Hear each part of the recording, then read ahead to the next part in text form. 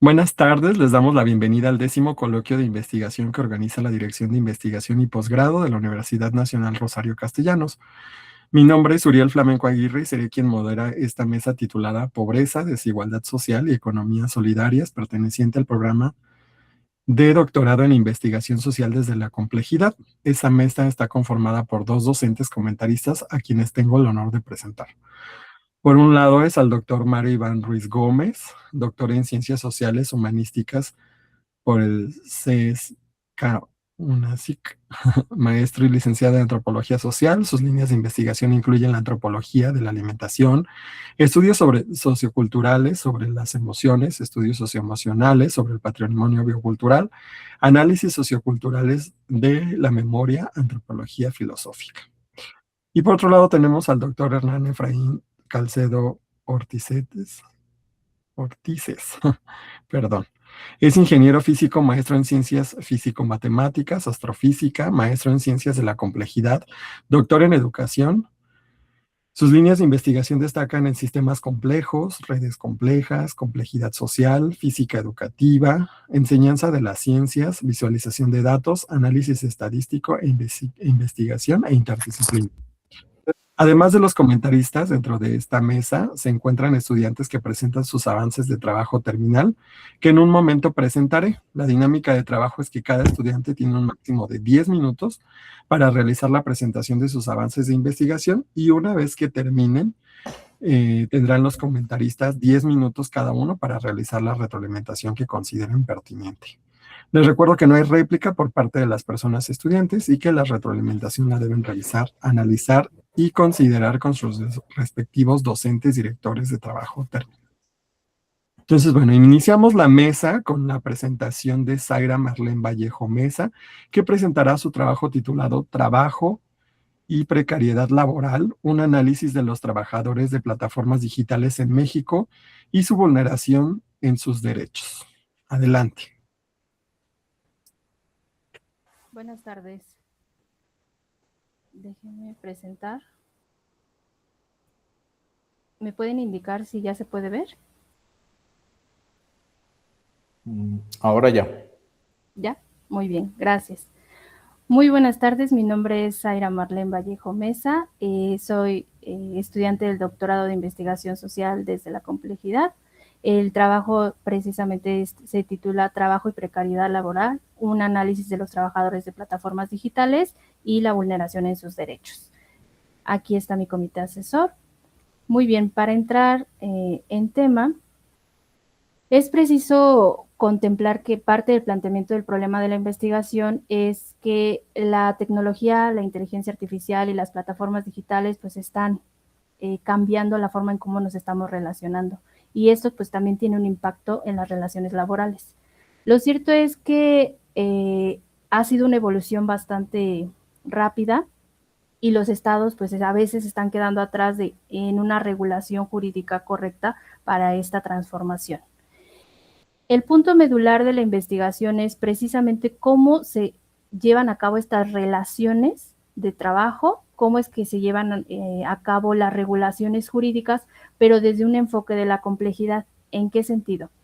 Bien, desde la teoría de los sistemas podemos entender que la globalización neoliberal está cambiando las reglas del mercado, del capital, y en esto, para poder seguir subsistiendo dentro de esta era digital que les planteaba desde hace unos minutos, precisamente está cambiando también las relaciones laborales. Y estas relaciones laborales se puede ver fácilmente esta parte con los trabajadores de plataformas digitales.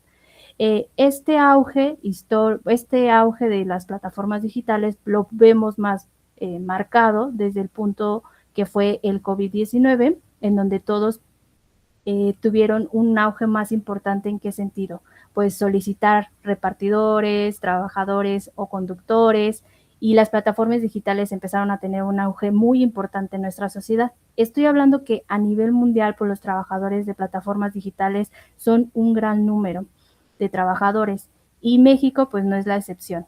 Tiene trabajadores de plataformas digitales y estos trabajadores pues no tienen las condiciones adecuadas porque existe una precarización laboral.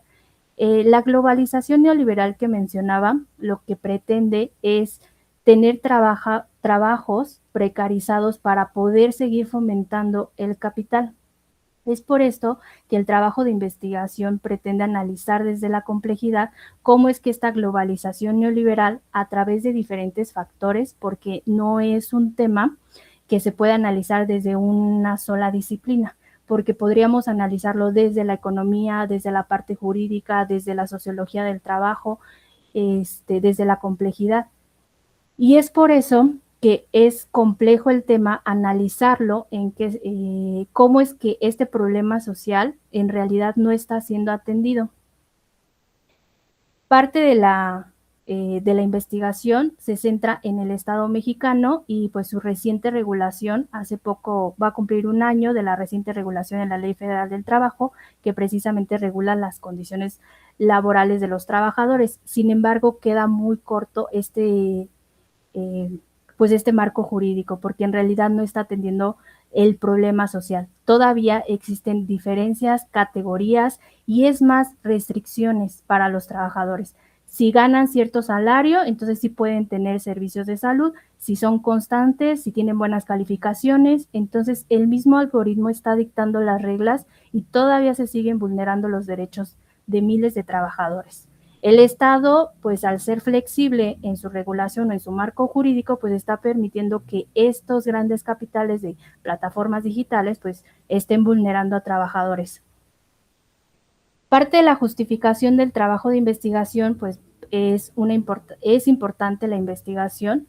Desde un punto personal me interesa conocer y también dar a conocer cómo es que esta vulneración de derechos, pues es un problema social que todavía nos va a seguir afectando. No es un tema que va a terminar aquí y que el marco regulatorio ya está y entonces simulamos una relación jurídica. En realidad es un problema social porque el Estado no está brindando medios para que puedan tener empleos o no hay condiciones para generar más empleos. Entonces muchas personas están recurriendo a trabajar en plataformas digitales para poder subsistir, para poder tener fuentes de ingreso o para poder complementar sus salarios, que en ocasiones pues son precarios en otros lados.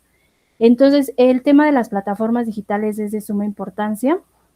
Es importante atender que esto va a ir evolucionando, que los trabajadores, o bueno, el tema no involucra a un solo sujeto. ¿Por qué? Porque estamos hablando de que están todos fluyendo, están todos en esta parte, que son los consumidores, los trabajadores de plataformas digitales, están los estados que están siendo omisos, los marcos regulatorios. Entonces tenemos podríamos decir que todo este sistema que se está transformando constantemente por esta era digital, pero que a su vez pues no está siendo regulado y que en todo esto pues están vulnerando diversos derechos. Existen varias preguntas de investigación, pero por el tiempo, bueno, podemos acortar esta parte. ¿En qué sentido? Pues se está preguntando en esta investigación hasta qué punto pues los contratos están siendo flexibles o realmente están vulnerando derechos, de qué forma esa incertidumbre jurídica o esa incertidumbre de ingresos también puede generar un desequilibrio para los trabajadores que se ven envueltos en pues estar trabajando en estas plataformas digitales y hasta qué punto el trabajo de plataformas digitales realmente es una flexibilidad laboral como se vende, ¿no? Prácticamente el tema. Dentro de los objetivos puedo decir que la idea es analizar y conceptualizar la precariedad laboral y todo lo que conlleva, porque les digo, no solamente es desde la parte jurídica, sino desde la sociología del trabajo, desde la economía, desde la complejidad. Precariedad laboral es un tema bastante amplio, pero la idea es analizar, conceptualizar y ver cómo esto se relaciona con los trabajadores de plataformas digitales. Analizar y conceptualizar el trabajo en México y las condiciones dignas que deberían de cubrir o que la Organización Internacional del Trabajo también marca, pero bueno, el Estado mexicano ahorita no ha adoptado el convenio reciente. Describir el trabajo digno, sus condiciones, cuáles son las relaciones laborales, el impacto de las condiciones laborales y también de manera contractual. Se está trabajando con el comité asesor un marco teórico conceptual, les comentaba, desde diferentes disciplinas, o sea, la investigación es transdisciplinaria, desde la teoría económica, la sociología del trabajo, las ciencias jurídicas y la complejidad, con la idea de poder robustecer y tener una idea más amplia de esta problemática que en algún momento el Estado mexicano y los demás estados, por supuesto, van a tener ciertos conflictos, porque vamos a tener a miles de trabajadores que realmente no pudieron cubrir sus cuotas, no pudieron tener seguridad social, tenemos trabajadoras que a lo mejor no tienen licencias de maternidad, tenemos trabajadoras que no pueden cumplir con con un estilo más digno para ellos y para sus familias.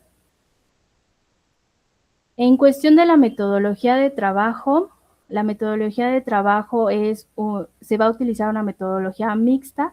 Se seleccionó este enfoque precisamente con el propósito de examinar el conjunto de procesos sistemáticos, empíricos y por supuesto críticos de la investigación. Se pretende hacer una recolección de datos y un análisis cuantitativo y cualitativo del tema. ¿En qué sentido? En el diseño cualitativo, pues es analizar las condiciones desde la precariedad laboral, pero también se pretende analizar por los contratos ya implementados por las plataformas digitales que tienen pues prácticamente libre albedrío en ese sentido, porque el marco regulatorio es muy, muy flexible para que pues las plataformas digitales dicten todavía sus condiciones. Y desde la parte cuantitativa, pues hacer la valoración de las estadísticas, les comentaba hace unos momentos, en julio, a finales de julio en este año se cumpliría el primer año de la implementación del registro de los trabajadores al Seguro Social, y de los cuales pues hay que ver cuáles permanecieron y no permanecieron dentro del sistema, porque cumplen o no con los requisitos que están marcando la misma ley, lo cual, les digo, genera una violación a sus derechos, porque estamos discriminando a los trabajadores por la capacidad económica, más no reconociendo sus derechos.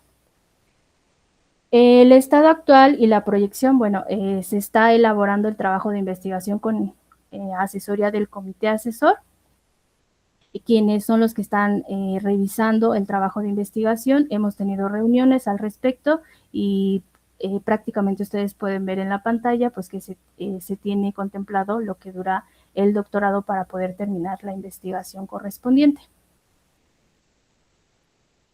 Aquí están mis fuentes de consulta y les agradecería mucho por su atención. Gracias por la presentación, Zaira. Comenzamos con la ronda de retroalimentaciones. Doctor Mario Iván, adelante. ¿Qué tal? Buenas tardes a todos, a todas. Mucho gusto en coincidir en este espacio. Zaira, muchas gracias por la presentación. En realidad, aclara varias dudas que traía yo en cuanto al documento que nos hiciste llegar. Y quiero dividir mi participación en dos segmentos grandes. El primero, reconociendo las fortalezas de tu trabajo. Y segundo, los elementos que considero yo, al menos, que permitirían fortalecer el planteamiento que tienes. Primero, creo que resulta ser un tema pertinente, de actualidad y sobre todo de relevancia social. Estamos en un momento en el que el trabajo, como dices tú, está mediado por plataformas digitales, y creo que empezar a ver las implicaciones para los derechos laborales no es nada más el centro del problema, sino es una ventana para abrir, como tú bien dijiste, la perspectiva hacia un mundo muy amplio de variables, de problemas, de situaciones que se relacionan. Ya en la presentación empiezas a aclarar un poco cuál es la perspectiva desde la complejidad, porque al principio, cuando yo leía tu documento, parecía que te ibas a centrar nada más en lo jurídico, y eso era como una de las dudas que tenía. Si solo es lo jurídico, ¿dónde vamos a ver en este sentido de Edgar Morán, esa complejidad que va a estar alrededor de este fenómeno, ¿no? Y con esto de la complejidad, tú mismo dijiste, y empiezo con el apartado sobre puntos a fortalecer. Creo que hay que trabajar mucho más el marco teórico. Ya dijiste que está en proceso de elaboración. En el documento no pude ver un ápice de este apartado. No hay conceptos, no hay un marco referencial general. Entonces creo que eso sí nos hubiese servido para entender de antemano, ¿no? Y una cosa que creo que hay que tener mucho cuidado son los prejuicios que hay alrededor en la redacción, porque pones así como palabras de una, pues, cito dos cosas, ¿no? Uno que pones que es una trampa, que es algo engañoso y que el desarrollo de ese trabajo digital sirve para beneficiar el capital. Además de ser prejuicios, creo que ya están transmitiendo una conclusión previa. Y eso nos haría pensar si ya tienes la respuesta, qué tanto existe un problema de investigación o no. En ese sentido, solo hay que tener cuidado con eso, ¿no? En lo tercero que creo que hay que fortalecer son los objetivos, porque yo los siento todavía un poco exploratorios, un poco descriptivos, pero creo que el reto que te pone el programa es analizar cómo estos objetivos que tú te vas a plantear van a permitir explorar o identificar los vínculos entre la relación jurídica, las condiciones laborales, los procesos de precarización y las personas, que creo que, digo, ahí entra mi perspectiva antropológica, de yo no veo a personas ahí. Veo marcos jurídicos, veo procesos macro, pero ¿qué está sucediendo con las personas? Tú dices, es que las condiciones no les dan trabajo o no les permiten tener trabajo y esta es la solución que tienen, ¿no? ¿Qué pasaría si hay personas que optan por el trabajo en plataformas porque les dejan tiempo para hacer otras actividades? O sea, creo que ahí entra como esta perspectiva de ampliar un poco la mirada y no quedarse con una conclusión ya elaborada, ¿no? Y que parte del prejuicio que decía yo antes.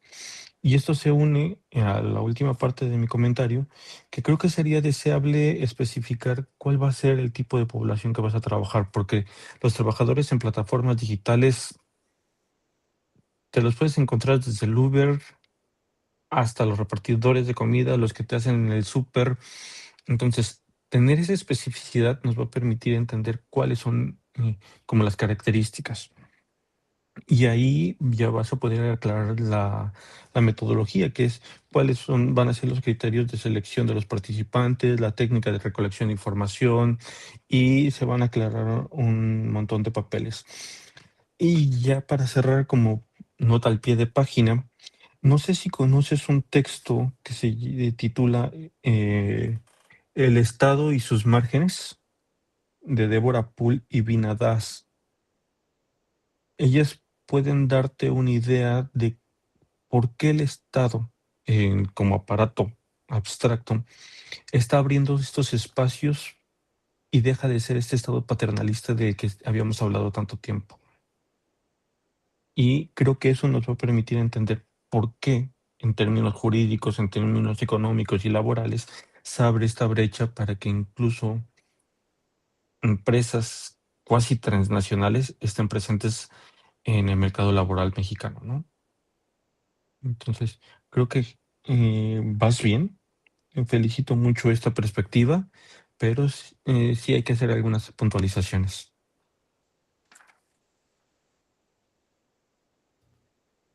Gracias por la retroalimentación. Continuamos con el doctor Hernando Efraín. Adelante. Bueno, muy buenas tardes a todos y todas. Gracias por este espacio. Zaira, un gusto volverte a ver. Yo me voy a la parte que es mi fuerte, que es complejidad. Lo primero, entonces, que es donde yo digo, siempre expresé mi preocupación porque conozco el trabajo de Zaira. Entonces, y es primero datos y cuál es la perspectiva de complejidad, ¿no? Siempre lo hemos remarcado aquí muy fuertemente. En ciencias sociales se trabaja mucho la perspectiva filosófica de Edgar Morin, pero la idea de la perspectiva del posgrado es que se exploren otras opciones más operativas y menos filosóficas. porque si no el trabajo queda desde esa perspectiva enteramente filosófica. Ojo, no estoy diciendo que Edgar Morin no sepa de complejidad, todo lo contrario, pero no es operativo, ¿ya? Y aquí viene algo bien interesante. Tú vas a analizar esta perspectiva de la precariedad y yo te hacía las recomendaciones de dónde vas a sacar los datos y volvemos a lo mismo, de dónde los sacas, porque Uber, Rapid y todas estas plataformas, si algo tienen precisamente por ser, se blindan. Entonces, por ejemplo, primero un contrato, tendrías que ir a hacer un trabajo de campo y ver si alguien te puede dar el contrato. Si, primero empezando si es que lo tienen o no lo tienen, ¿no? Hacer un proceso de recolección y ver hasta qué punto esa información que te están compartiendo no está violando ley de protección de datos, porque si no te metes en una bronca tú. Entonces, eso, ahí lo primero que tienes que ver. Segundo, yo creo que tú tienes clara todas las percepciones, menos lo de la complejidad, y es donde yo me pregunto, bueno, ¿cómo lo van a enfocar? ¿Desde qué perspectiva? ¿Qué herramienta de la complejidad vas a usar? Porque al final debe haber una medida, entre comillas, y por eso siempre yo te mencionaba, ¿qué datos? ¿Qué datos? O sea, aquí la cuestión es datos. Entonces, lo primero que yo creo que tendrías que ver es pensar qué postura de las ciencias de la complejidad vas a ver. Muchos dicen, es que es un sistema no lineal. Ok, para decir que si es lineal o no lineal, tendrías que plantear un modelo matemático, porque eso descriptivo no se puede decir así a grandes rasgos, y hacerlo. Pero para construir un modelo matemático necesitas, volvemos lo mismo, datos. Entonces, ¿de dónde? Sugerencias que yo te podría dar para esta parte. Irte a ver los microdatos de la Encuesta Nacional de Ocupación y Empleo del INEGI. Esa es la primera. ¿Listo? Datos micro, no macro. Micro. Porque si vas a pensar de pronto en modelar desde modelación basada en agentes, eso te va a servir para calibrar tu sistema, tu modelo. Tú estás restringiéndote a México, pero yo creo que en este sentido tendrías que realizar una visión un poco más global, porque precisamente ha habido mucho choque en Europa con estas plataformas y a raíz de esos choques han tenido ellos que liberar obligatoriamente algunos datos. Entonces eso te puede servir como un escenario para intentar entender lo que está pasando acá y fortalecer lo que el doctor Mario planteaba de tu estado del arte. ¿Qué hay, ¿no? A nivel global? Porque aquí pues, es muy llamativo el trabajo, pero precisamente no va a haber trabajos que aporten o que den algo en ese sentido, ¿no? También el tablero de datos de plataformas digitales de Ciudad de México. Hay foros en Reddit sobre descargas masivas, por ejemplo, de sentimientos de los, ¿cómo es que se llama? De las personas que trabajan. Entonces te va a tocar hacer ahí, meter, bajar datos, puedes hacer análisis desde esa perspectiva. O en GitHub, ¿no? Hay repositorios donde hay gente que ha liberado datos anonimizados sobre, por ejemplo, trayectorias de los repartidores, que eso también va a servir mucho y en especial, por ejemplo, ya que tú estás hablando de la precariedad laboral, por ejemplo, algo que ocurre es cuando ellos sufren un accidente, si los cubre o no los cubre, ¿cómo puedes mostrar esas estadísticas? Ojo con eso, ahí hay mucha, o sea, yo te estoy dando varias ideas, pero ahí ya de lo que te planteé, si tienes datos puedes hacer un resto de cosas. Voy a finalizar, quiero compartir mi pantalla, permítame, te paso, a ver, déjame, es esto, sí. Es esto de aquí, a ver, si es esta, no, listo. Digo, te la coloco aquí para que quede grabada, para que todos. Entonces, primero, precariedad laboral en México en el siglo XXI, una aproximación a partir de la inseguridad, incertidumbre y protección, ¿no? Perspectivas sociales, es un artículo del 2024, ese puede ser interesante. La múltiple dimensión de la precariedad laboral en el caso de la administración pública en Argentina. Esto sobre la encuesta nacional del INEGI, que son datos que puedes, estos son datos macro, pero yo sé que están los datos y los puedes bajar y empezar a hacer muchas cosas. Y referente a la parte de complejidad, insisto, este artículo puede ser interesante del 2020, que habla sobre una percepción compleja, ojo, no complejidad, compleja, de la inseguridad laboral. Así es como se trabaja, ese es el término en inglés, ¿ya? Entonces, esto es un trabajo que hicieron gente en Barcelona, del Departamento de Sociología de la Autónoma de Barcelona. Es interesante revisarlo. Y este último, para que tú veas, y que alguna vez lo hablamos, es Decodificando la labor digital, una modelación, un análisis de modelación de tópicos en experiencias de trabajadores en plataforma. Esto está en System, estos artículos son libres. Esta es una revista de MPDI, ¿va? Y esto es básicamente reciente, desde el año pasado. Y aquí hay algo interesante que te puede dar una idea de cómo enfocar, por lo menos desde la perspectiva de complejidad, que esa es mi área, si tienes datos. Nubes de palabras, un poco de estadística y esto, análisis de redes. Yo creo que si tienes datos o relaciones, este puede ser el enfoque mejor, más fácil para no meterte a buscar tantos datos. ¿De qué? Redes de concurrencia, precisamente de usuarios, y relacionarlo precisamente con fenómenos o términos o conceptos o constructos que están asociados precisamente a toda esta parte de la precariedad laboral. Son pocos realmente los artículos que hay. Esto, por ejemplo, aquí este es un enfoque enteramente muestra en la red, pero no hay ninguna medida, no hay métricas. Se nota que alguien fueron de ciencias humanas. Y lo digo porque yo teniendo una red como esa, haría maravillas con cálculos, ¿no? Y no está mal, pero yo creo que aquí precisamente, si tú logras construir algo como esto, puedes sacar unos cálculos, programas como Gephi te los hacen, y puedes hacer un trabajo muy interesante. Pero volvemos a lo mismo, piensa en los datos. Yo creo que es lo fundamental para tu trabajo. Vas en buen camino, veo un progreso, que tuve la oportunidad de ser parte inicial de tu comité. Me fui por otro lado porque te dije, no soy experto en esa parte ya de la deserción, porque lo querías enfocar en la parte académica, pero creo que le has sabido dar vuelta, lo estás reenfocando, pero concéntrate mucho en la parte de complejidad. Recuerda cuál es el título del doctorado: Investigación social desde la complejidad. Entonces, la complejidad debe estar presente inmaculadamente, por así decirlo. Felicidades, Zaira. Muchas gracias.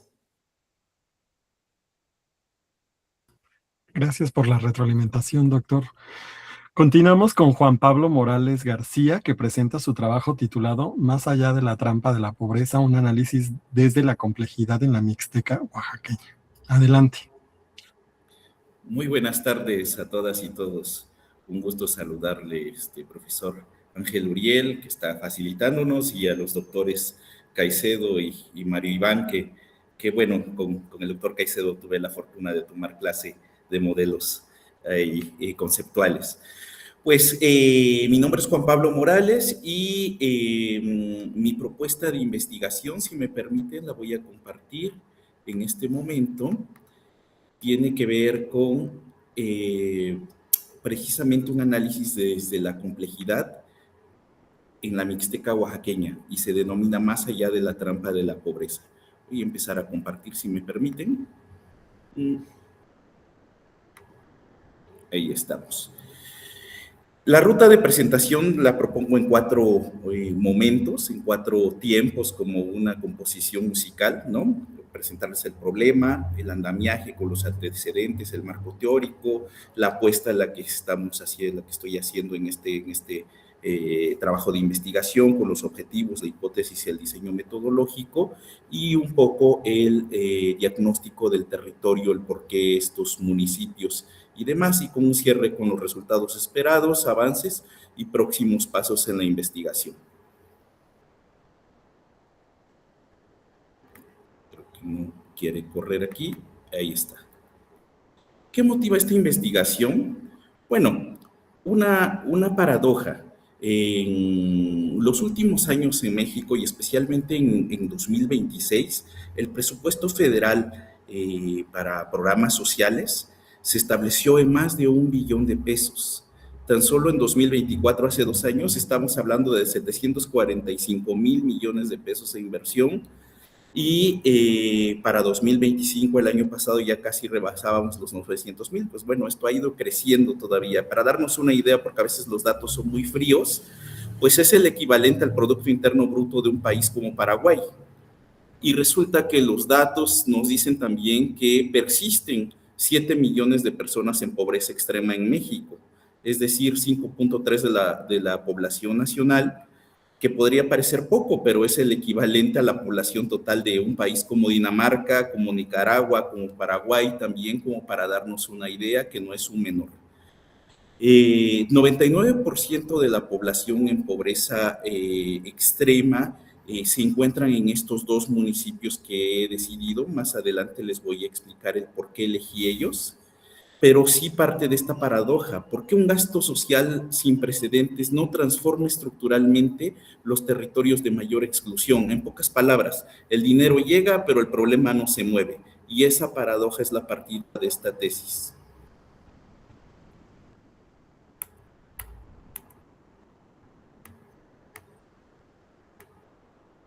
No sé si avanza en el de ustedes. Ahí está. Bueno, ahí seguimos. Hay un avance, y quiero ser justo con el Coneval. Hay una medición multidimensional que se hizo hasta no hace mucho, incorporó los derechos sociales y el bienestar, es decir, 6 variables que medían el acceso a la educación, a la salud, a una vivienda digna, incluso a la alimentación. Digo, más allá del ingreso que normalmente se había establecido.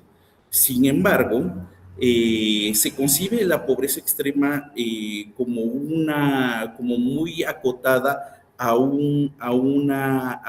unos indicadores, es decir, registran cuántas carencias existen, pero no cómo interactúan estas carencias, cómo se retroalimentan y por qué han resistido a las intervenciones de política pública, de política social, de dinero que se ha invertido. La consecuencia ha sido que la política pública diseña soluciones lineales para un problema que no funciona con una lógica lineal. En pocas palabras, en una metáfora, lo que el Coneval ha hecho es como tomar una fotografía que es muy importante para el momento, ¿no? Incluso recientemente la revista Nexo sacó un recuento desde 1950 hasta 2026, pero son como unas fotografías, pero no cuentan la película completa de lo que acontece con la pobreza extrema.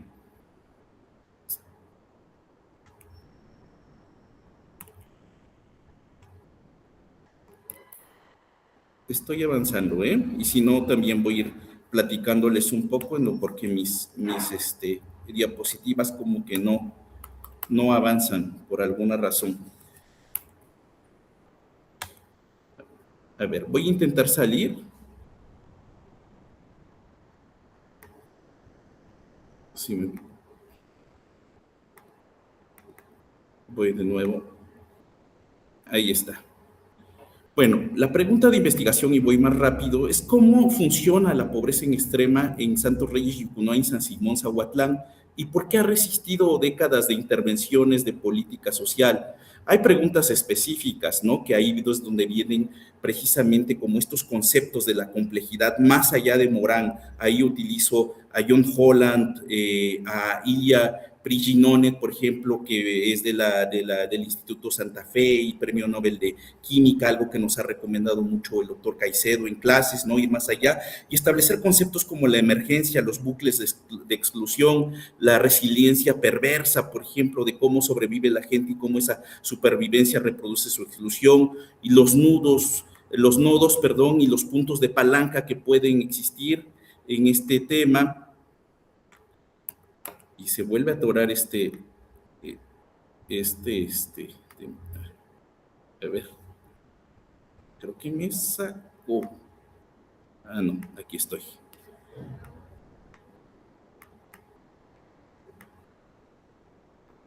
Bueno, les decía yo, ¿por qué estos dos municipios? No es una decisión arbitraria, es una decisión, digamos, es una decisión conceptual.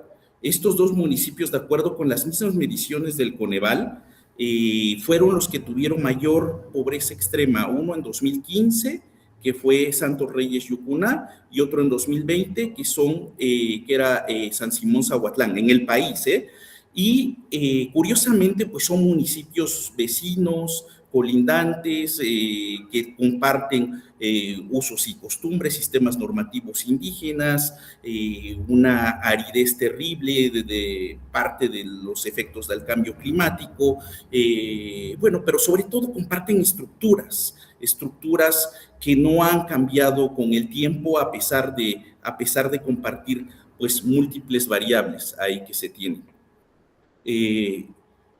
Entonces, lo que les decía, ¿qué sabemos y qué no sabemos de esto? Yo me di a la tarea de hacer una selección analítica intencionada, no un listado enciclopédico de las teorías del desarrollo, y me enfoqué en 5.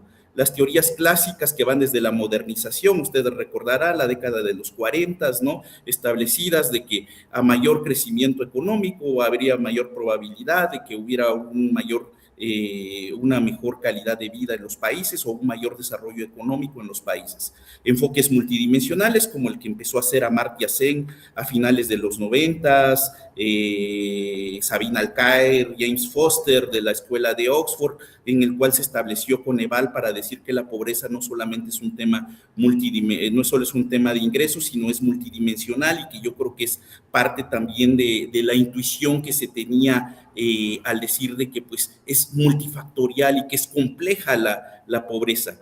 La trampa de la pobreza, que establecida por los premios Nobel Banerjee y Esther Duflo en 2019, en donde establecen evidencia experimental y donde dicen que hay una trampa de la pobreza porque hay un equilibrio de baja productividad y que se necesita de factores externos o de ayuda externa para poder salir. El gran tema de la trampa de la pobreza, y que da origen justamente al título de esta investigación, es que se está dentro o se está fuera de ella. No hay opciones y se vuelve lineal al final del día. Pensamiento complejo que nos da Morán, efectivamente, pero sí Prigogine, García, Walby, Van, Callahan, Holland, toda esta serie de autores que se nos han recomendado y que son fabulosos, cada uno de ellos desde una teoría, desde una visión transdisciplinaria como lo vemos, y un debate latinoamericano que muy interesante, que no me voy a detener mucho en ello, pero que también se ha concentrado en una explicación de el por qué la pobreza por qué existe la pobreza en una sola fotografía, sin explicar completamente la película, dicho de otra manera. Aquí ocupo todos estos conceptos como la emergencia. En este sentido, la emergencia pues busca, digamos, explicar la exclusión de una mujer y adulta mayor en Yocuná y la suma de sus carencias, pero no explica cualitativamente cómo interactúan.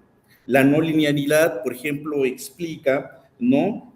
Cómo 1 billón de pesos produce una, digamos, o no produce una reducción directamente de la pobreza, pero, por ejemplo, ahí sí nos podría ayudar como una profesora en estas comunidades podría ser con una gran vocación, podría ser una gran transformación en el tema educativo. La parte de la retroalimentación pues tiene que ver con estos bucles que se le llaman en la teoría de los sistemas, que se autorreproducen, es decir, cómo la nutrición, una mala nutrición no les permite tener un buen aprendizaje a las niñas y niños de estos municipios, y cómo la falta de ese aprendizaje hace que haya rezago, y ese rezago a su vez pues provoque que haya, digamos, no haya oportunidades de empleo y se vuelva a repetir el ciclo de alguna manera en lo que se denominan bucles. La autoorganización pues tiene que ver con estas instituciones que van más allá del Estado, como la asamblea, el tequio que se establecen, y la adaptación, que son los agentes que aprenden de sus propias estrategias de supervivencia, pero al mismo tiempo vuelven a reproducirlas en esto. Entonces estos conceptos para mí son claves de la teoría de los sistemas.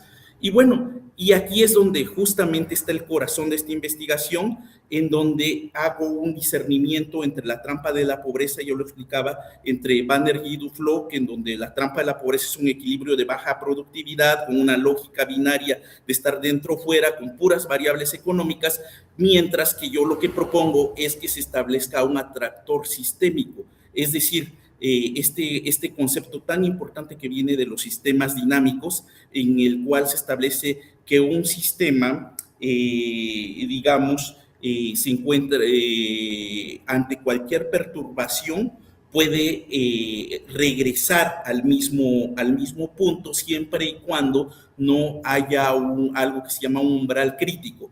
Dicho en una metáfora, ahora que estamos hablando, es como si estuviéramos en un tazón, ¿no? Y las intervenciones, digamos, fueran una canica, y entonces estas van y regresan y no salen hasta que haya una intervención, digamos, que logre sacarlos de este umbral crítico. Así es como funciona un atractor sistémico, por lo cual es dinámico, multiescalar, incorpora otras variables que no explica la linealidad, como lo ambiental, lo histórico, lo cultural, lo institucional, y por supuesto puede explicarnos un poco cómo funciona la resiliencia perversa a la que se refiere, por ejemplo, el estado en el cual estos agentes, por más que, digamos, intenten salir de ellos, el sistema se reorganiza internamente y vuelven a caer en ese estado de pobreza. Es decir, las transferencias o cualquier política. Un minuto, por favor. Con esta política pública no falla por su diseño. Mientras no pase ese umbral crítico, el sistema, digamos, se va a retroalimentar y va a regresar a su umbral previo. Voy cerrando. Hay objetivos generales. El objetivo general es analizar la persistencia de la pobreza extrema en estos municipios. Hay una hipótesis: la persistencia de la pobreza extrema no es consecuencia de una insuficiencia de recursos, sino de aplicar soluciones lineales a un problema que funciona con una lógica no lineal y que es parte de un sistema complejo adaptativo. Diseño metodológico: propongo un diseño mixto y participativo, con una jerarquía deliberada, lo cuantitativo como un contexto sistémico y lo cualitativo como un núcleo en el cual me va a dar toda la riqueza para explicar todos estos conceptos que ya desarrollaba previamente. Hay 5 puntos importantes que se van a evaluar en este atractor sistémico. Se van a analizar: el acceso al agua, la educación pertinente, las redes de cuidado, las autoridades comunitarias. Y bueno, y lo que esta investigación se compromete a entregar es una explicación empírica, analizar los bucles de retroalimentación, un mapa de nodos críticos y finalmente hacer una propuesta de política pública desde la complejidad para poder, digamos, intervenir estos municipios en pobreza extrema. Avances: el estado actual de la investigación, pues se tiene todo el marco teórico, la parte de instrumentos de campo diseñados, y pues hay datos municipales que se han analizado de Coneval y INEGI, que se han hecho mediante un acervo bibliográfico depurado en Sotero. Quiero cerrar con una frase: que comprender la pobreza extrema como un sistema complejo nos permite ver más allá de una trampa y plantear una exigencia más rigurosa en el diseño de políticas públicas desde la complejidad. Muchísimas gracias. Agradecemos la presentación y comenzamos con la ronda de retroalimentaciones. Doctor Mario Iván, adelante. Muchas gracias, Juan Pablo. Buenas tardes. En realidad agradezco muchísimo la presentación. Sé que los resúmenes a veces son injustos al trabajo que ha realizado. Muchos de los elementos que quería comentarte los has ido solucionando a partir de tu presentación, porque, por ejemplo, no me quedaba muy claro cómo ibas a operativizar este concepto de resiliencia perversa o el atractor sistémico, porque en realidad parecía que no dio mucho tiempo para explicación en el resumen. Digo, mucho de lo que quiero celebrar contigo es cómo estás empezando a pensar la pobreza mucho más allá de estos indicadores que parecieran ser ya establecidos. A partir de ahí, me gustaría recomendarte un texto. Digo, en antropología se lee mucho, que lleva por título La cultura de la pobreza, de Oscar Lewis. Oscar Lewis en este texto hace una diferencia entre pobreza como condición material que tú mismo explicas, y la cultura de la pobreza, que tiene que ver con todos esos elementos que te interesan a ti. Porque él dice, cuando la pobreza se vuelve generacional, las personas tienen que crear un tipo de cultura que les permita subsistir a partir de estas mismas condiciones. Oscar Lewis no toma en cuenta, por ejemplo, factores como el ambiente, la educación, el acceso al agua, etcétera. Pero creo que eso sería un buen diálogo para entender cómo justamente existe esta multidimensionalidad en lo que llamamos pobreza, ¿no? En este sentido, Bueno, tenía pensado decirte que había que delimitar con mayor precisión la forma en que vas a identificar los conceptos. Ya me dijiste cómo los vas a hacer. En realidad, mi comentario se resume a eso y a un gran felicidades en cuanto a la claridad que tienes, el manejo ya de conceptos y cómo los estás operativizando. Me gusta mucho. Y creo que sí, para profundizar un poco más, habría que ver esta doble dimensión, ¿no? De ver a las personas en esta situación. ¿Qué opinan incluso? Quizá no para meterlos como variables, pero para tener un panorama mucho más amplio del problema.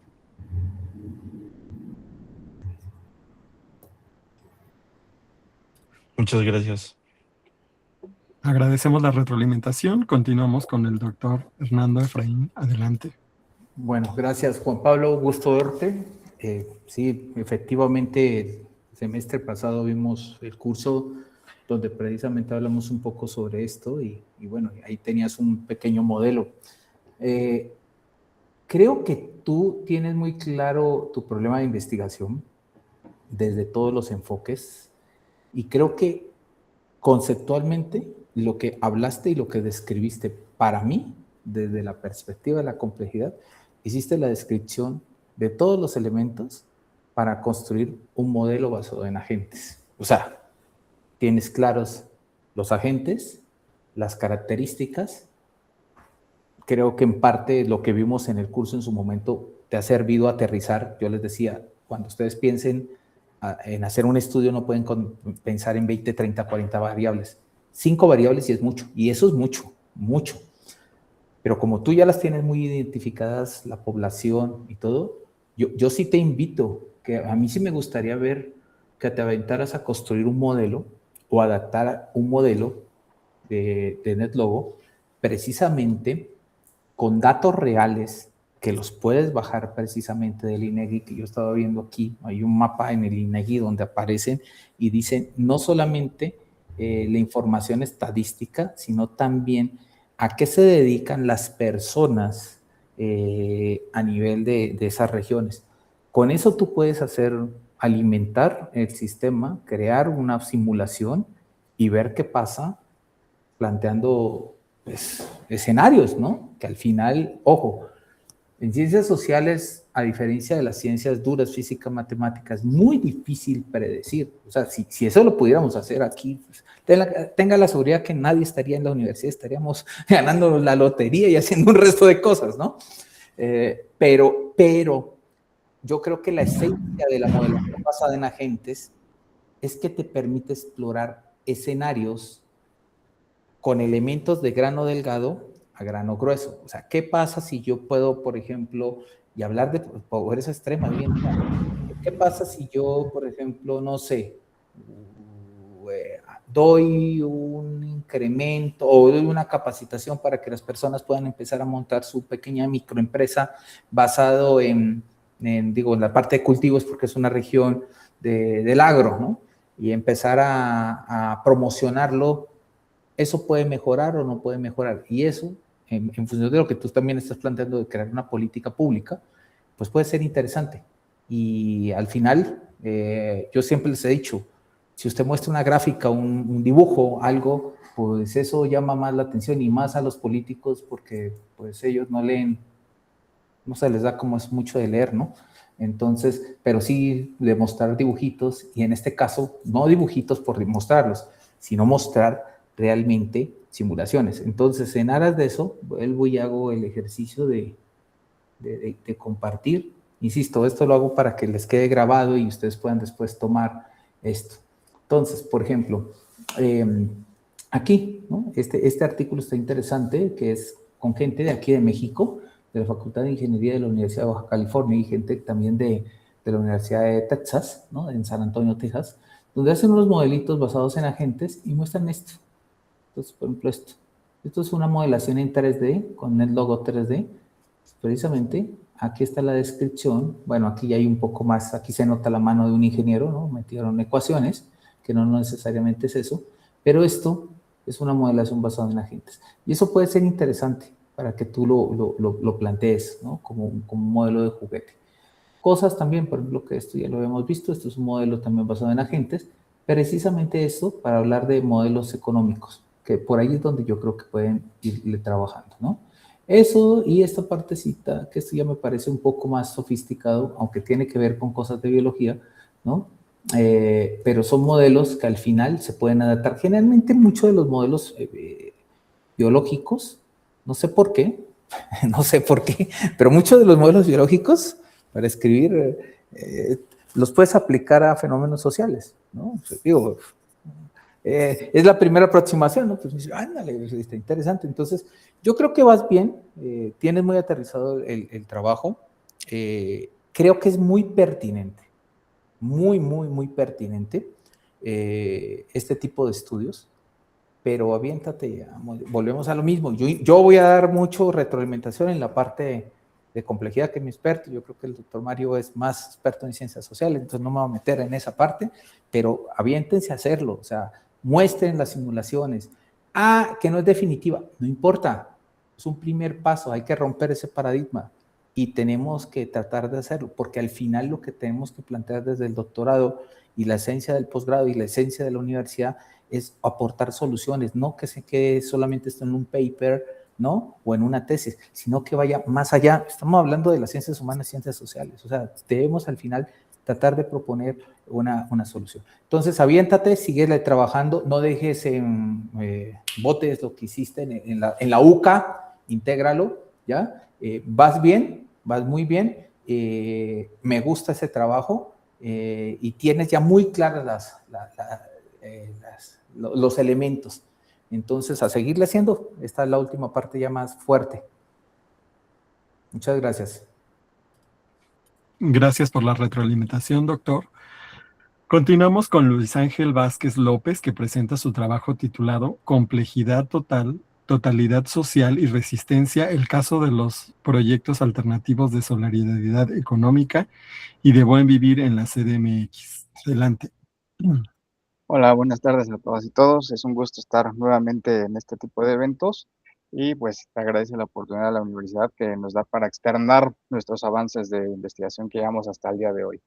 Eh, Me permito compartir pantalla y bueno, ustedes me dirán si la logran ver, por favor. Está cargando aparentemente. ¿La logran ver? No, todavía no. ¿No? Todavía no.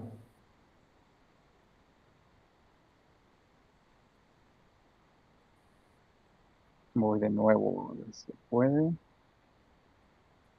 Ahí ¿me ven?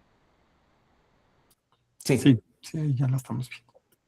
A ver, creo que yo no les escucho.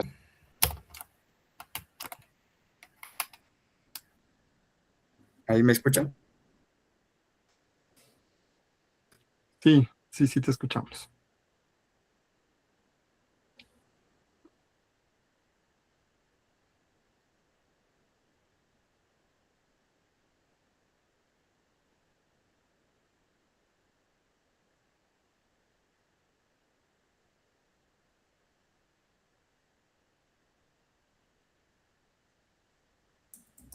Tienes el micrófono apagado.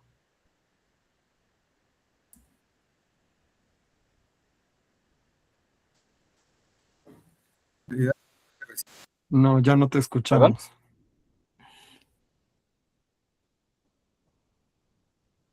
¿Ahí me escucha? Sí, ¿Me escucha? sí. Ah, listo. Bueno, una disculpa por estos errores técnicos.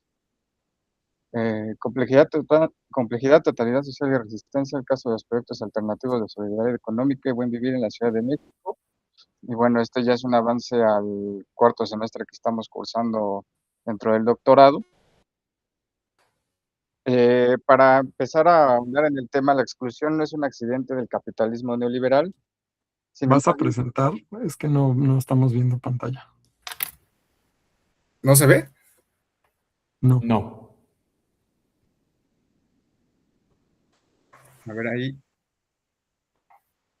¿me logran ver? no. Le digo que estoy teniendo problemas con el Meet. Va de nuevo, a ver si ahora sí se ve.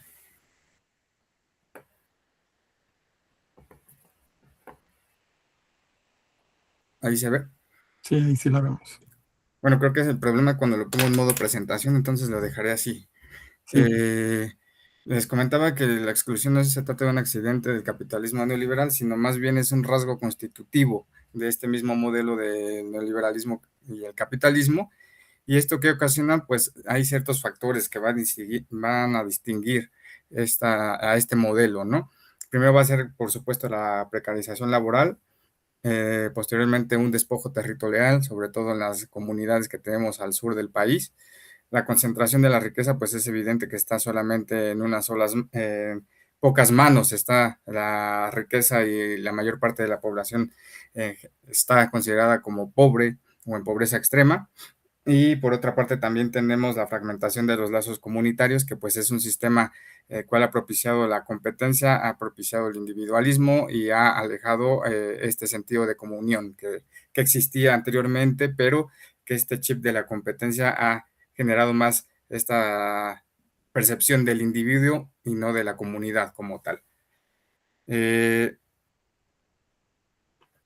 Los objetivos y la hipótesis que han marcado a mi investigación, primeramente, va a ser comprender claramente desde la complejidad que es el programa del doctorado, del tema principal, las prácticas de resistencia y los aportes al buen vivir, particularmente en dos cooperativas que ya he tenido contacto con ellas y ya también de la mano de mi director de tesis, se tiene conocimiento y profundidad en cuanto a los lazos que tenemos con ellas, que es Café Victoria y 400 Voces.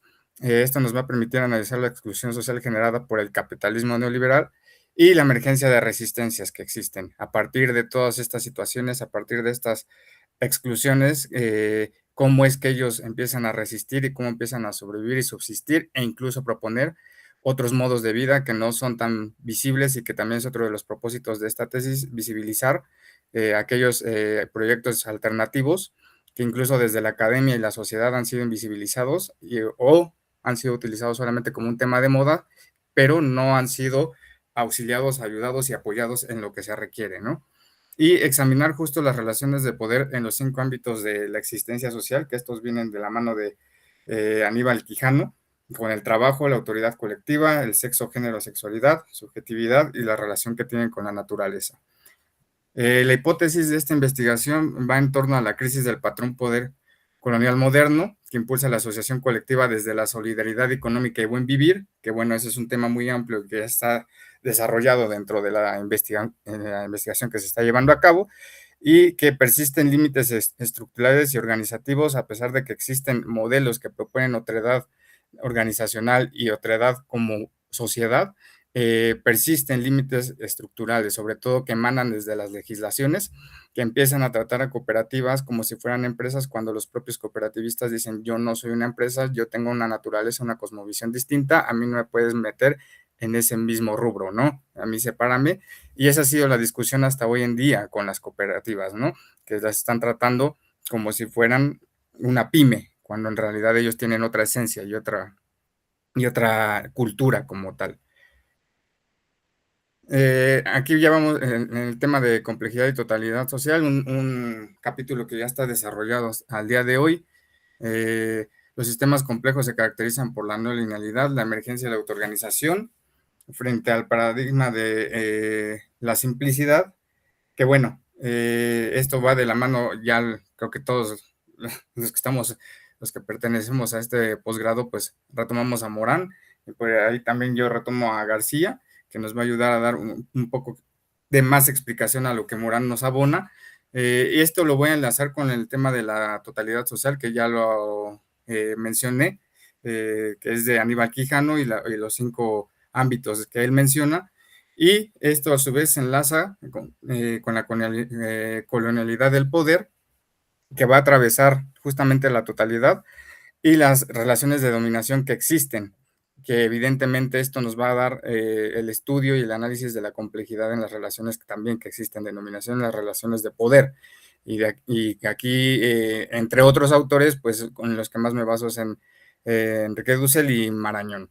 Esto nos va a permitir que, pues, comprender la exclusión de la que se está hablando, a qué me refiero con esa exclusión, qué es lo que está quedando fuera, por qué están quedando fuera ciertos proyectos alternativos que al sistema no les interesa escucharlos o que incluso pues los tacha incluso de a veces de que son anormales y que piensan permear un pensamiento que no genera ganancia y al contrario pone a las personas más en una posición de resistencia a lo que ellos están emanando desde las instituciones, desde las empresas. Y esta exclusión y resistencia como procesos relacionales, históricos, ya se hizo un análisis y multiescalar. Y otro tema y eje rector dentro de esta investigación es la solidaridad y el buen vivir, que aquí tiene que ver la solidaridad económica, que va de la mano con la economía social y solidaria, precisamente un tema de esta mesa, y la solidaridad económica pues va a priorizar como tema principal la reciprocidad del autogobierno y el cuidado de la madre tierra frente a la lógica de acumulación que emana desde el capitalismo neoliberal. Y el buen vivir no se va a tratar solamente de una alternativa de desarrollo, sino una alternativa al desarrollo. Eso es muy importante porque de repente pensamos que cuando hablamos de economía social y solidaria, solidaridad y buen vivir y estos temas, vamos a suplir al capitalismo, vamos a cambiarlo, vamos a erradicarlo y eso es muy difícil, ¿no? Estamos bajo un yugo muy complejo justamente de eliminar, de borrón y cuenta nueva. Más bien se va a tratar de una alternativa en el desarrollo, es qué podemos retomar de lo positivo que pueda tener el capitalismo neoliberal que ha abonado positivamente y eso retomarlo y fortalecer la parte de el buen vivir como una alternativa al desarrollo, es decir, no voy a hacer un borrón y cuenta nueva, voy a tomar lo que es importante de otras corrientes de pensamiento y también voy a fortalecer mi corriente de pensamiento, ¿no? Que un punto importante aquí es como en estos proyectos alternativos, en estas organizaciones sociales, el dinero se convierte justamente en el medio para el fin y no el fin en sí mismo, ¿no? Y eso es algo que se distingue y se desarrolla y se enaltece a lo largo de la investigación que se está desarrollando. Y evidentemente persisten tensiones con el mercado, el Estado y todo esto pues no debe de idealizarse como tal, ¿no? También en este análisis que se está haciendo no solamente se trata de decir que el capitalismo neoliberal es el malo y que la parte de las organizaciones sociales son buenas al 100%, también hay que matizar y hay que señalar que tienen sus problemas, tienen sus temas, tienen sus tensiones y estas cómo las llevan a cabo, cómo se negocian esas tensiones con el mismo gobierno o con las empresas con el fin de que estas organizaciones sociales también estén en el juego y tengan su lugar dentro de una sociedad que pues lamentablemente las ha excluido. Sin embargo, pues se busca la manera de que estas tensiones lleguen a un punto medio en el que todos salgan ganando de alguna manera. La estrategia metodológica va a ser un enfoque cualitativo, teórico, empírico. Es un estudio de caso, como ya lo hablé con las cooperativas de Café Victoria de 400 voces, y es una coinvestigación y diálogo de saberes. No solamente es una técnica de campo, sino aquí esto de coinvestigación y diálogo de saberes es adentrarnos, es meterme con las cooperativas, palpar de estas relaciones sociales, interactuar con ellos, no solamente desde lejitos, sino prácticamente ese trato humano que debe de existir y que nos va a brindar cierta información, sobre todo en un tema de resistencia, es importante esa cercanía que pueda existir con los proyectos. Y va a ser mediante entrevistas en profundidad, observación participante y claramente un análisis documental que ellos nos van a proporcionar, pero que también obtenemos pues sí se ha escrito, sobre todo en esta famosa página de la Cooperacha y muchas más. Hay artículos en los que nos dan este análisis documental y es un periodo que va a abarcar del 2017 al 2026. ¿Y qué avances y reflexiones tenemos? Bueno, al día de hoy el capítulo 1 al 4 están concluidos, ya con la revisión, ya afortunadamente con el comité he tenido buena comunicación y al día de hoy hemos avanzado conforme a los calendarios que nos establecimos desde el comienzo. y los capítulos 1 a 4 han estado concluidos, que hablan del capitalismo neoliberal colonial moderno, la complejidad y totalidad social, solidaridad económica y buen vivir, y la estrategia metodológica. ¿Qué es lo que sigue? Ya está el contacto con el trabajo de campo con Café Victoria y 400 Voces, ya es entrar con ellos de lleno para obtener esa información y con base en eso, pues elaborar el modelo en NetLogo, ¿no? Que ya tenemos cierta información que nos está dando a partir de los documentos que tengo, pero ya nada más es como tal reforzarlo o quizá encontrar detalles que no habíamos visto en estos documentos a la hora de ya estar en campo con ellos. Y bueno, las referencias principales, aquí las pueden ver, y pues muchas gracias por su atención. Realmente es mucha información la que ya está al día de hoy. En cuestión de 10 minutos cuesta, pero quisimos atender lo que se nos pide para esta ponencia. Muchas gracias por la atención. Agradecemos la presentación y comenzamos con la ronda de retroalimentaciones. Doctor Mario Iván, adelante. Gracias, Luis Ángel, gracias por la presentación.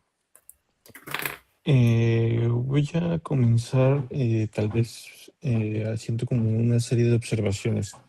Para quienes no conocemos estas cooperativas, creo que sí nos haría falta que nos explicaras de qué van Café Victoria y 400 Voces como proyecto, en el sentido de hay que caracterizarlos, porque nos dicen son cooperativas que buscan alternativas. Bueno, ¿cuál es el modelo económico? ¿Cómo se articulan? ¿Quiénes son los productores? ¿Cuáles son los distribuidores?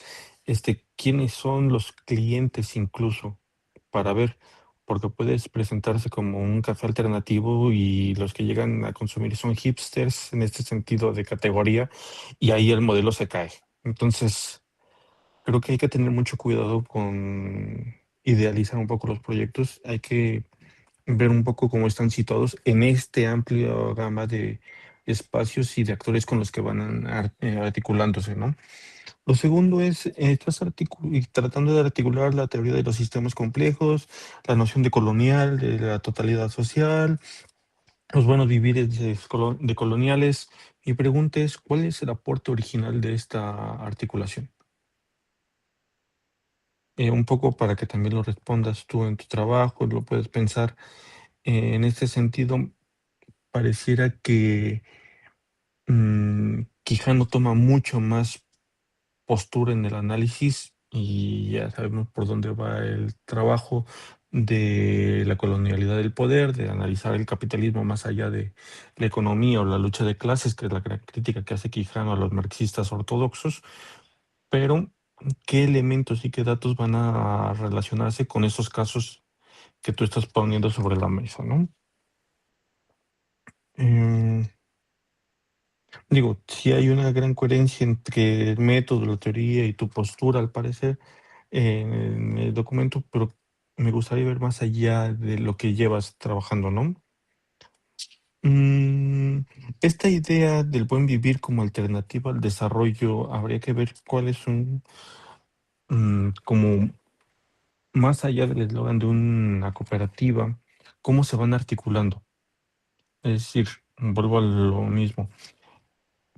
¿Cómo trabajan con los productores? Entiendo que son cafeterías. ¿Qué están produciendo? No sé, digo, por eso te decía que hacía falta caracterizar a estos locales, porque si me los dices así, me quedo con la idea de que son cooperativas de café. No sé por qué me viene a la mente, tal vez por lo de Café Victoria, ¿no? Mm, y sí, creo que una cosa que puede ser bastante interesante es ver, ya ahora que dices que estás por empezar a hacer el trabajo de campo, ver cómo esta evidencia empírica va a permitir incluso matizar, confirmar o incluso cuestionar esos planteamientos iniciales de los que partes, al menos en la presentación, que parecieran, como decía yo al principio con la primera participación, ya una conclusión dada y sobre la que estás explicando el problema. Entonces, creo que lo importante sería ver cómo las entrevistas, las observaciones y la metodología que quieres realizar y aplicar te va a permitir ir más allá de esta perspectiva.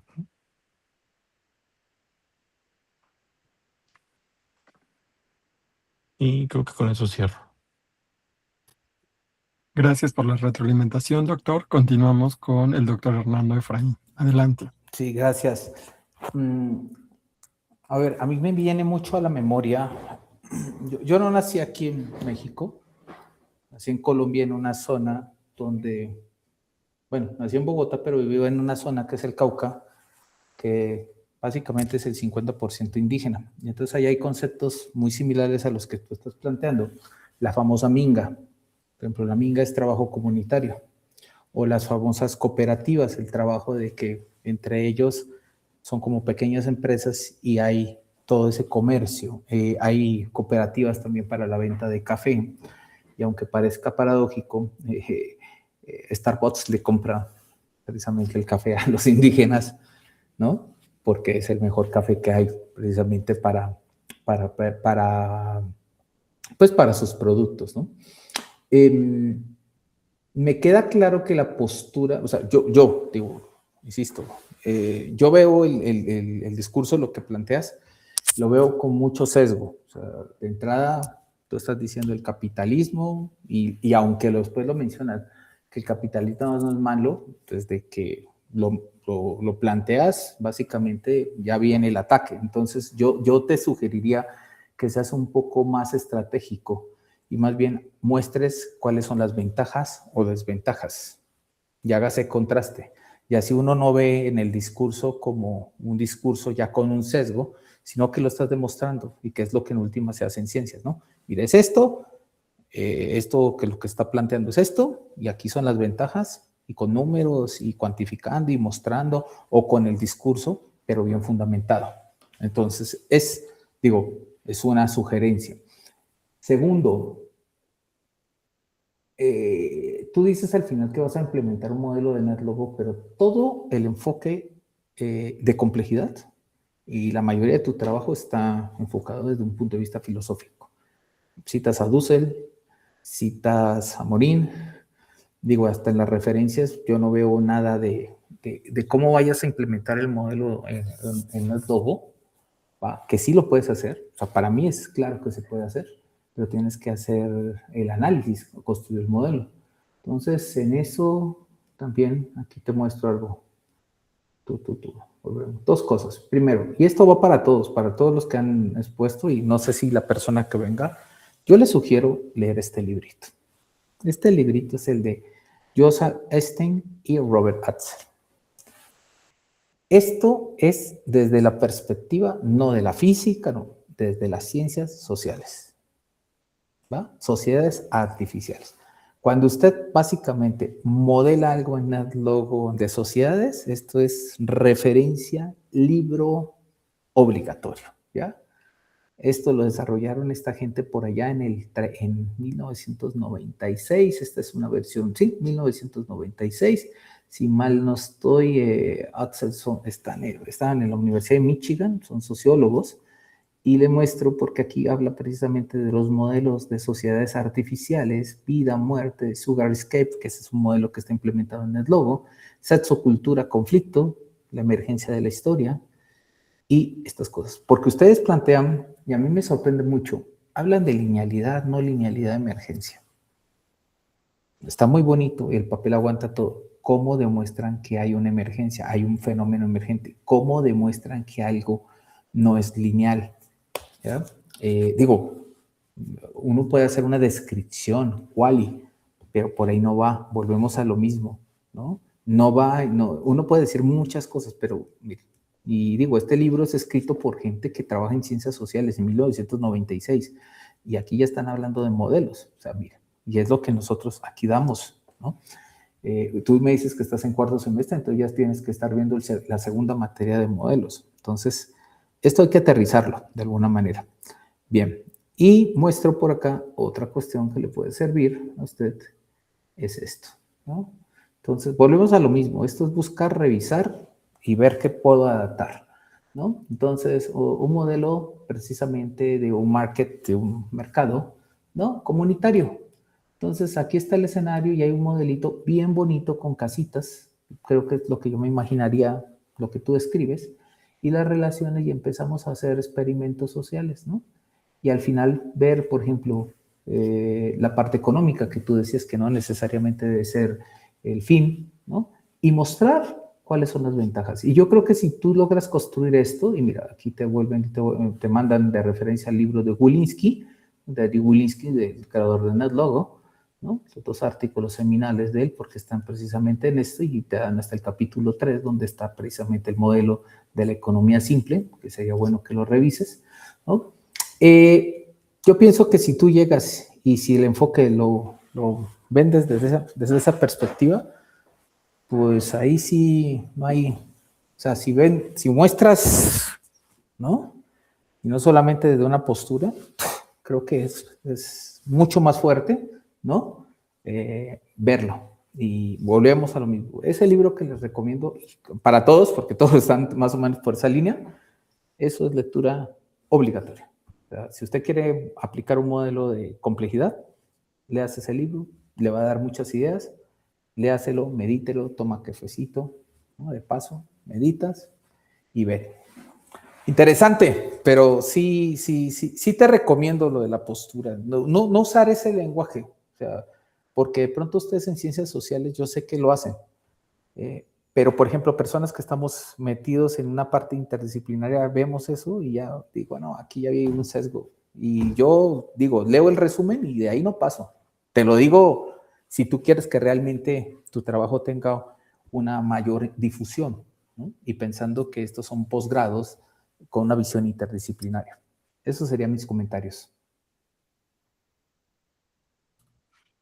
Agradecemos la retroalimentación, doctor. A continuación, Yadira Martín Montoya presentará su trabajo titulado Análisis comparativo de la pobreza en los estados del sur de México, 2019-2023. Adelante. Hola, gracias. Déjenme compartir.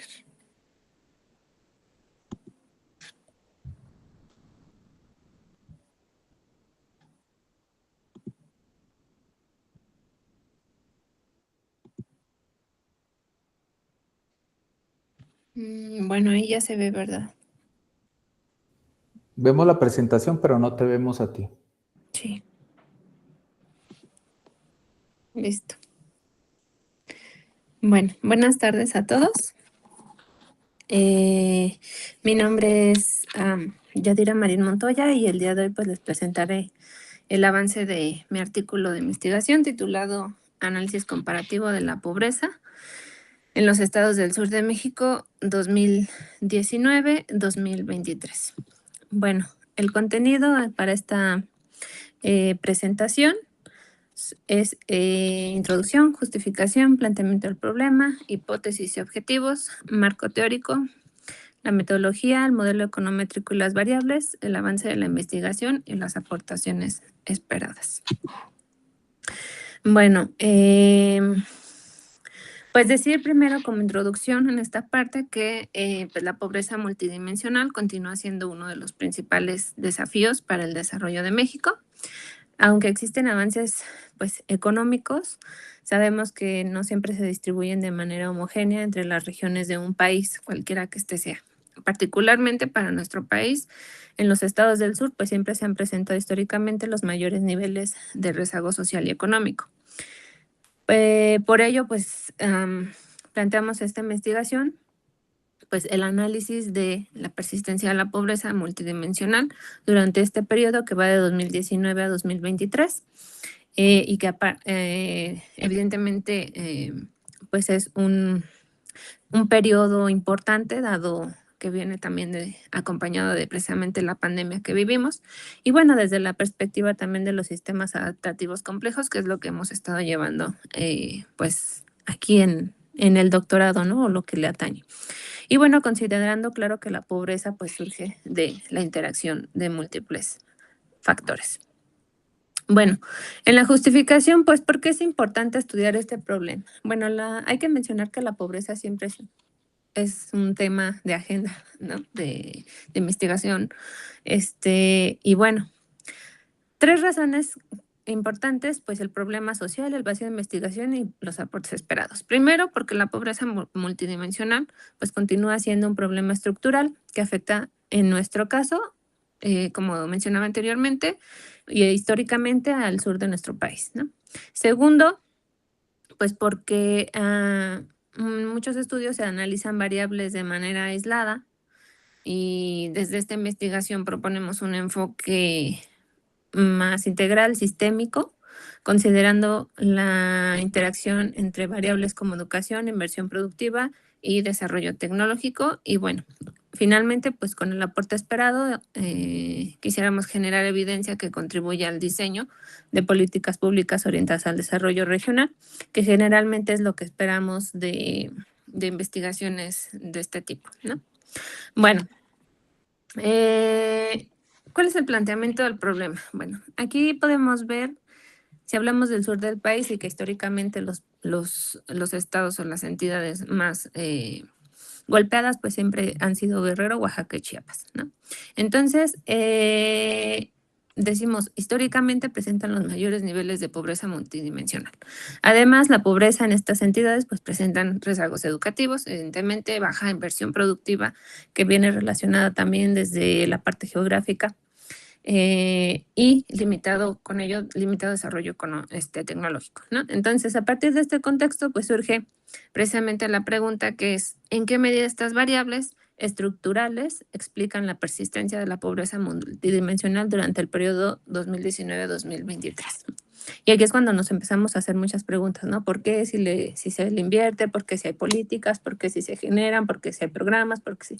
Bueno, aquí surgen un montón de cosas, ¿no? Entonces, pues estas condiciones, decimos, limitan el crecimiento de la pobreza y la perpetúan además, ¿no? Dentro de la hipótesis y el objetivo, bueno, la hipótesis plantea que la pobreza pues persiste la pobreza multidimensional, claro, porque conceptualmente hablando, Coneval define varios tipos de pobreza, pero si hablamos de la pobreza multidimensional, dicen los estados del sur de México, responde a los rezagos simultáneos en el nivel educativo, la inversión productiva y el desarrollo tecnológico, cuya interacción genera un proceso de retroalimentación que reproduce y profundiza las desigualdades regionales, ¿no? Y decíamos esta parte de perpetuar la pobreza. Como objetivos generales, analizar la pobreza multidimensional como un fenómeno emergente, un sistema adaptativo complejo mediante un modelo econométrico de datos panel, y en los objetivos específicos pues buscan evaluar el efecto de la educación, el desarrollo tecnológico y la inversión productiva en esta cuestión de la pobreza. Bien, dentro del marco teórico, pues parte, ¿no? Esto que sea de los sistemas adaptativos complejos. Aquí lo podemos ver en esta imagen, y desde esta perspectiva, pues la pobreza no se entiende como consecuencia de una sola variable, sino como un fenómeno emergente que resulta de la interacción continua entre los diferentes componentes del sistema, ¿no? Y esto lo hemos visto en varias UCAs que llevamos hasta el momento. Y entonces, en este estudio, la educación, la inversión productiva y el desarrollo tecnológico interactúan entre sí, que son las variables, ahorita las voy a retomar, que son las variables explicativas que retomamos para esto. Y entonces, entre sí, esta interacción genera procesos de retroalimentación que pueden favorecer o limitar el desarrollo regional. Aquí puse algunos, pero bueno, al final igual dejo las referencias que tenemos, pero pues de los más conocidos y que no pueden faltar, pues Amartya Sen, Holland, Lara Rosano, Miller y Pech, ¿no? Entonces, bueno, en la parte metodológica, bueno, vamos a emplear una metodología econométrica basada en modelo de datos panel. Utilizamos información correspondiente dentro de este periodo de análisis que va de 2019 a 2023, proveniente de Coneval y de INEGI. La variable dependiente es pobreza multidimensional y las variables explicativas es la economía en cuanto al PIB, el nivel educativo, la formación bruta de capital y los investigadores del ESNI, esta parte de pues inversión y desarrollo tecnológico y toda esta parte. Se construyó una base de datos de hace ya tiempo, en donde descargamos información de estos sitios de Coneval y de INEGI, y creamos una base de datos con la que se va a trabajar para hacer esta parte del modelo de datos de panel. Y por ahí hubo algunas, hasta el momento hemos interpolado algunos datos y extrapolado algunos otros. Se sigue trabajando en esta parte, ¿no? Y pues considero que es una de las cosas más importantes, pues tener los datos, ¿no? Bueno, en esta parte del modelo econométrico se presenta o les presento la especificación general del modelo. Su propósito es estimar el efecto que tienen estas variables económicas, educativas, de inversión y desarrollo tecnológico sobre la pobreza multidimensional. Y bueno, desde el concepto de Coneval, ¿no? Y más que explicarles la ecuación a detalle, pues lo importante es destacar que el modelo pues se pretende que nos permita identificar la relación entre las variables, considerando tanto las diferencias entre los otros estados como los cambios observados a lo largo del tiempo y precisamente en este periodo, ¿no?, de análisis. Bueno, ¿cuál es el avance actual de esta investigación? Tenemos ya revisión bibliográfica, tenemos marco teórico, antecedentes, tenemos la pobreza como sistema adaptativo complejo, objetivos general y los objetivos específicos, la metodología que hemos seguido hasta el momento, y lo del modelo econométrico, que es, el modelo de datos panel, la construcción de base de datos, que esa, les digo, se construyó como desde el principio, desde que planteamos la idea y vamos a avanzar así, así, así, bueno, la construcción de la base de datos. Estamos en la etapa de la estimación del modelo, que es la aplicación y validación econométrica. Evidentemente, el análisis de estos resultados, la interpretación de sus hallazgos y las conclusiones y recomendaciones. Esto evidentemente con la ayuda de mi asesor de mi DDTT directo, el doctor Mario Durán Bustamante. Y bueno, aportaciones esperadas. Pues espera que esta investigación contribuya a explicar la persistencia de la pobreza en este periodo, desde una perspectiva de la complejidad, integrando herramientas econométricas con los sistemas adaptativos complejos y, bueno, buscar esto, ¿no?, que decía al principio, generar evidencia para que, pues, decía por ahí que el profesor ahorita, ¿no?, a los políticos les gustan mucho las figuritas porque no leen. Entonces, pues, por ahí que se tome, tal vez se llegará a tomar en cuenta, ¿no?, para la generación de políticas públicas orientadas a esta parte del desarrollo regional y, pues, reducir la pobreza, sobre todo en esta parte que decíamos, ¿no? Golpea a todas las entidades, pero históricamente sigue golpeando a estas 3 entidades al sur de nuestro país.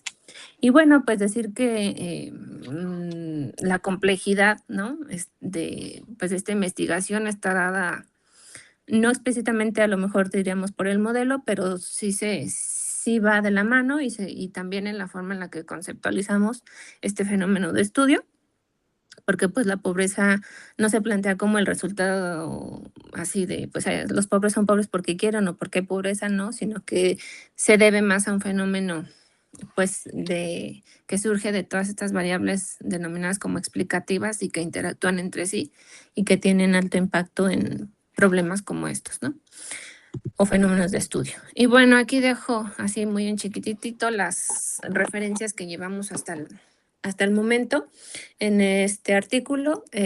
No, yo sé que el tiempo no nos da, pero pues en el artículo también he colocado ya algunos mapas, por decirlo así, de sistemas que hemos hecho en esta última UCA, de hecho, desde el enfoque de la complejidad. Y claro, ¿no?, todo, nosotros sabemos que todo es perfectible y pues seguimos trabajando en ello y pues así va hasta ahorita. Pues les agradezco a todos su atención. Agradecemos la presentación y comenzamos con la ronda de retroalimentaciones. Doctor Mario Iván, adelante. Gracias. No sé si se pronuncia Yadira o Jadira. Yadira está bien. ¿Yadira? Ok, gracias. Pues muchas gracias por la presentación. En realidad, como dice el doctor Hernando, los de ciencias sociales nos cuesta un poco entender las ecuaciones y la explicación que has dado me ha dado mucha claridad conforme a lo que estás planteando.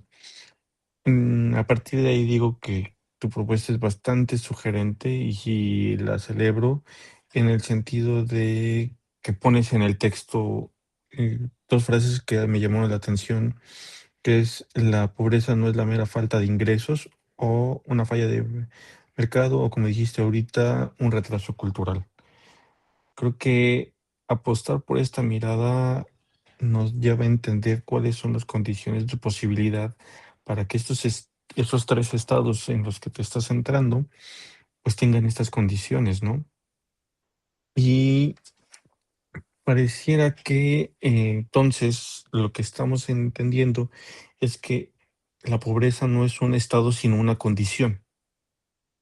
Y esta condición está dada porque en este que pareciera ser un sistema adaptativo, están convergiendo, se están articulando, por una parte pareciera el abandono estatal, los procesos de despojo territorial, las desventajas tanto geográficas como laborales, como históricas que hay en que han vivido estos 3 estados, ¿qué otra cosa?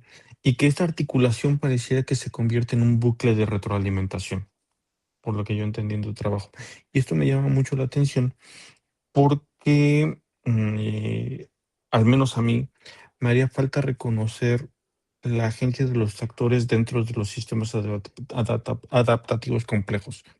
Es decir, los seres humanos están actuando siempre con una intencionalidad. Habría que ver quiénes son estos agentes, personas que están alrededor de toda esta situación. Y hacia allá va el comentario general que quiero hacer a tu trabajo, que creo que podría funcionar o ayudarte mucho. Complementar este modelo que nos estás presentando con una discusión crítica y cualitativa sobre las asimetrías de poder, de diversidad cultural que hay en esos 3 estados, en las realidades territoriales, un poco geográficas en cuanto al acceso que permitan o no permitan generar infraestructura para solucionar estos problemas que nos estás comentando, y también las condiciones históricas del sur, para ver por qué ha surgido esto, ¿no? Y esto nos va a ayudar justamente a ver si hay o no un tipo de resistencia al cambio. ¿Y a qué me refiero con esto? Pareciera que el sistema este que tú nos estás describiendo se adapta a programas sociales, en este sentido, ¿no? Ahí llega algo de dinero, lleva apoyo, pero no sé si estos apoyos llegan a modificar las estructuras de desigualdad, así como de raíz, utilizando esa metáfora, ¿no? Y creo que esto es lo que provoca que muchas de las transformaciones, estas macroeconómicas que se buscan, no generen un verdadero bienestar duradero, sobre todo en estos territorios rezagados. Creo que esta articulación también podría ser interesante para completar esta ecuación que nos presentas y complejizarla un poco más. Muchas gracias, Yadira. Agradecemos la retroalimentación. Continuamos con el doctor Hernando Efraín. Adelante. Sí, gracias. A ver, yo me voy a lo yugular de una. Yo veo la ecuación y eso no es, eso es más lineal, eso es un polinomio. Eso es muy lineal. O sea, eso ahí no hay nada de complejidad en esa ecuación, ¿va? Entonces, digo, no significa, o sea, si tú vas a partir de ese hecho de que esas variables están relacionadas, pues ahí no va a aparecer ningún fenómeno emergente, ni va a aparecer nada. Matemáticamente eso es la superposición de combinación lineal de efectos. Entonces ahí no hay complejidad en esa ecuación que estás planteando. Eso es lo primero que yo vería. Segundo, tú mencionas mucho de que, pues sí, vas tienes datos, tienes una base de datos, no especificas muy bien qué datos tienes, pero bueno, asumo que desde que dices que tienes datos, estás sacando del INEGI y puedes tener mucha información. Es importante ver de toda esa información cuál es la que te va a servir y cuál es la que no te va a servir, ¿ya? Porque volvemos a lo mismo. Tú estás planteando de que quieres construir o enlazar un modelo econométrico con algo de complejidad. Entonces yo digo, te doy no sé si consejo, más bien algo que yo hice con un estudiante de doctorado en otra institución. Nosotros intentamos, voy a contextualizarlo para que creo que lo puedes adaptar a lo que tú estás haciendo. Tomamos datos abiertos sobre cómo se da el proceso de adaptación por parte de las personas de la llave CDMX. Obtuvimos como 2-3 millones de datos, ¿va?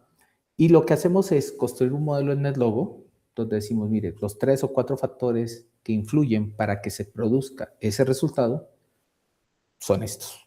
Y usamos modelos de la sociología, modelos ya implementados, modelos de redes, 3 modelos básicamente, los integramos, ¿no? Creamos el modelo y creamos una simulación y generamos datos. Tenemos los datos estadísticos, lo que dice el gobierno, y tenemos datos de nuestro modelo. Y después lo que hacemos es calibrarlo. Hicimos una calibración usando raíz cuadrada media, usando algoritmos, y generalmente la teoría te dice que para que un modelo esté bien calibrado, bajo esos parámetros, debe ser del 5%. Nosotros en nuestro modelo logramos que la eficiencia o esa discrepancia sea del 1.4%. Traducción, tenemos un modelo que describe muy bien esto. Y ya en función de eso, empezamos a generar experimentos, contrastarlos con los resultados y vemos un fenómeno emergente que se llama la intermediación. Yo le llamé el coyotaje digital, que tienes que pagarle a alguien para que te saque la llave MX y se muestra. ¿Listo? Algo, o sea, con lo que tú estás planteando, podrías hacer algo parecido o similar usando esa metodología. Construyes un modelo, propones, dice, voy a usar esto. Lo que a mí me permite medir de la pobreza es ¿qué? Porque eso es otra cuestión. Uno dice, una persona está pobre, ¿no? ¿Qué significa eso? ¿Pobre de sentimientos o pobre desde el punto de vista económico? ¿No? Entonces, ojo, ¿no? También yo puedo decir, es que tú eres pobre porque vives en esta región, ¿no? Vivo en Oaxaca y según la clasificación que tiene el INEGI, el INEGI te clasifica las regiones, ¿no? Hay una clasificación según el capital digital, también el capital económico. Entonces, lo primero que tú deberías definir aquí es, yo voy a decir, bueno, voy a usar el constructo de pobreza, ¿cierto? ¿Qué significa pobreza para mí? Un estado del arte y decir, esto es esto. Esta es la definición que yo voy a trabajar. ¿Es operativa o no es operativa? ¿La puedo medir o no la puedo medir? Yo me imagino que sí. Tú estás pensando en medirla porque tienes datos. Listo. Eso lo voy a medir a través de este parámetro. Listo. ¿Y qué otras características influyen? Yo te voy a decir y te voy a hacer un contraste. Volvemos a lo mismo. He vivido apenas 18 años acá, nací en Colombia, y ahí hay una forma interesante para clasificarte si eres pobre o no. Y te lo dice el gobierno. Y depende de dónde vives. Depende de dónde vives. Hay una clasificación que te la dice el gobierno y se llama estrato. Estrato 0, 1, 2, 3, 4, 5, 6. Y todo eso está clasificado según el gobierno. Entonces, según esa estratificación, según donde tú vives, te cuesta el agua, la luz, el gas.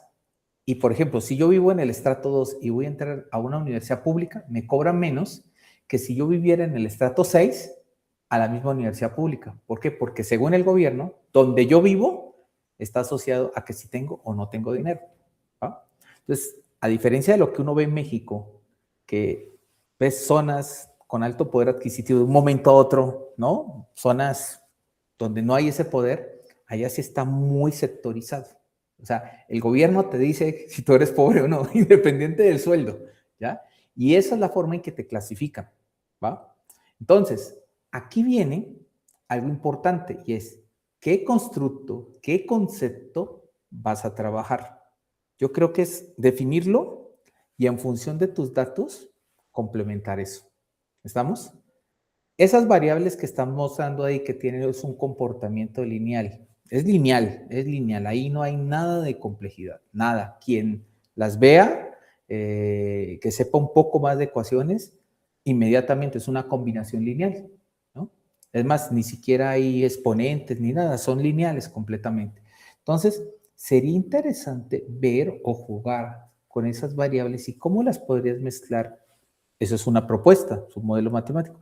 ¿Qué pasa si tú las puedes combinar de otra manera y ver si se obtiene el mismo resultado o no? Sería algo interesante. Yo te lo estoy diciendo desde la parte operativa, ¿ya? Que es lo que a mí me interesaría ver en esto.